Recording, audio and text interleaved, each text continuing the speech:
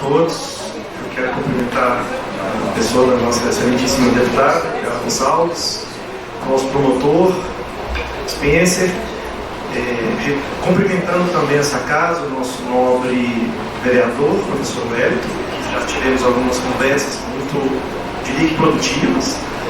Quero cumprimentar os meus pares, os servidores do SUS Betim e também a todos os usuários presentes. Vou ser bem conciso nas minhas falas. Eu vou me ater especificamente para a da terceirização. Foi levado, inclusive, para... Nós temos esses números, não estou tirando da minha cabeça. Nós levantamos e discutimos isso no Conselho. Hoje, em Betim, praticamente 50% da força de trabalho do SUS Betim ela é terceirizada. E quando eu falo em terceirização, eu acho que eu preciso colocar os pingos nos is.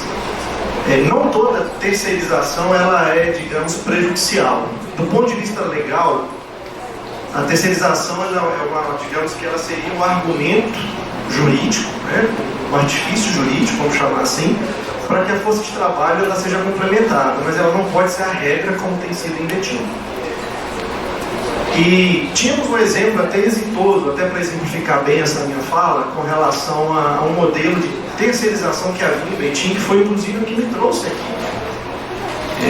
Acredito que os mais antigos vão se lembrar da Rama Crisma, que era uma ONG, que gerenciava a força de trabalho não concursada de Betim, e pasmem todos, quando se diz que não é possível fornecer condições de trabalho dignas desse modelo de terceirização, o que ocorria era, os servidores eram contratados mediante carteira assinada, CLT, e mediante isso tinham todos os direitos assegurados. Isso com o tempo foi acabando. Então, a crítica que é feita aqui nesse momento é contra o modelo de pejotização, que é uma forma de terceirização.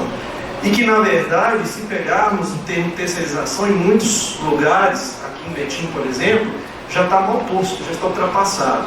Porque essa relação, muitas vezes, ela é quarteirizada. Nós temos o ente público que contrata uma empresa, que contrata outra, que contrata os médicos, no caso, para poder prestar o serviço. Isso é um absurdo.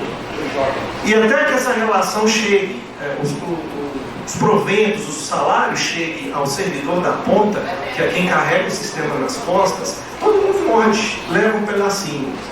Então existe uma exploração, digamos, tripla dessa relação.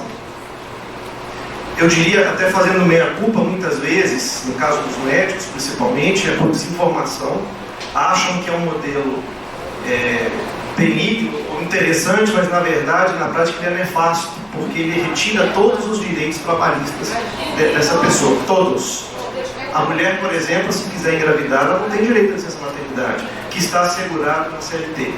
Então nós defendemos sim o concurso público, que ele é o padrão ouro, nós entendemos que é o padrão ouro do serviço público, e não havendo essa possibilidade, a gente vai defender sempre a CLT e nunca a terceirização. O Rio que comentou a questão da IBDS, eu faço questão de citar a IBDS, que nós levamos essa discussão para o Conselho. Mediante isso eu cito, né, a pandemia de Covid no ano de 2021. Eu acho que nós trabalhadores da saúde, não só de Betim, mas a nível mundial, trabalhamos honradamente, e eu posso dizer que no meu caso, com muito orgulho, eu estava ali na linha de frente, e os meus colegas que estavam sendo gerenciados por essa organização social levaram um calote de 2 meses. À época, o quantitativo era de aproximadamente 2,5 milhões de reais. O Sindicato dos Médicos tentou fazer essa intervenção. A gestão mostrou, na época, os documentos de que havia feito os repasses, e sob o discurso, sob o pretexto, né, de aumento de custos dos insumos, foi que a IBDS não havia feito o repasse. E lembra que eu falei da questão do modelo quarteirizado? Havia um outro intermediário, a MedPlus, que era quem deveria ter feito o repasse para os médicos e não o fez. Os meus colegas, por que eu digo os meus colegas? Porque nesse caso especificamente foram os médicos. Muitos deles ampliaram a carga horária para prestar serviços aqui no Secovid, deixaram outros trabalhos e levaram calotes passando das 5 cifras, que está das 6 cifras, em 2 meses e meio. Isso é um absurdo. Citando um modelo de uma das OS que está hoje aqui em Betim, para além disso, já vou concluir, para além disso, nós convocamos, porque estavam havendo atrasos nos repasses, isso até onde nos consta não acontece mais, até de 60 a 90 dias, que o dinheiro estava demorando para chegar assim, aos trabalhadores. O Conselho convocou, pediu explicações, confrontamos, e a verba saía dos cofres públicos no dia 5 de cada mês, e esse atraso acontecia.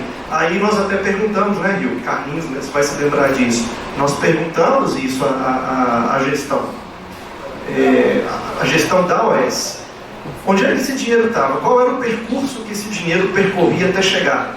Ele saía dos cofres públicos, mas não chegava em tempo hábil, tempo devido aos colegas.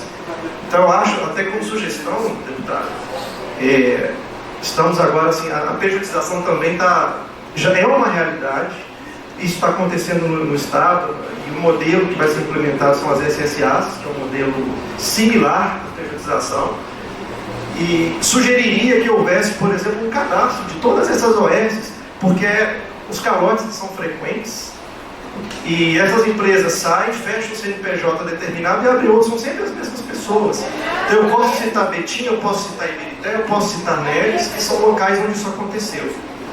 E para finalizar, quero agradecer a oportunidade, só para finalizar, eu não ia me manifestar aqui, eu ia deixar para essa discussão no Conselho Municipal de Saúde, mas eu sou servidor público aqui em Betim, trabalho do SAMU, então eu preciso fazer a defesa do SAMU. E até, Alessandra, respeitosamente, vamos levar essa discussão para lá, até para que todos saibam. Nós trabalhamos com números, o quantitativo de ambulâncias ele é feito através de índices populacionais, número de habitantes per capita. E muitas vezes isso não tem sido suficiente. Muitas vezes, por culpa dos usuários, pela má utilização. O SAMU significa Serviço de Atendimento Médico de Urgência, que com muito orgulho completamos 20 anos. Não é um serviço de transporte. E em questão das USAs, o seu trabalho no SAMU Betim, é o recurso mais valioso no tese. Então eu não posso dispô-lo. Eu, enquanto regulador, quando estou no papel da regulação, eu tenho que obedecer critérios para definir qual recurso eu vou mandar. Porque se eu dispor do meu recurso mais valioso num determinado momento, daqui a pouco eu posso, a ligação seguinte pode ser de uma pessoa em risco iminente de vida. Então o serviço de regulação é muito difícil em função disso.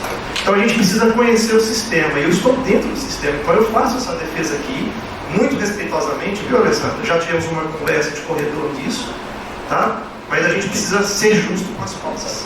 Ok? Obrigado.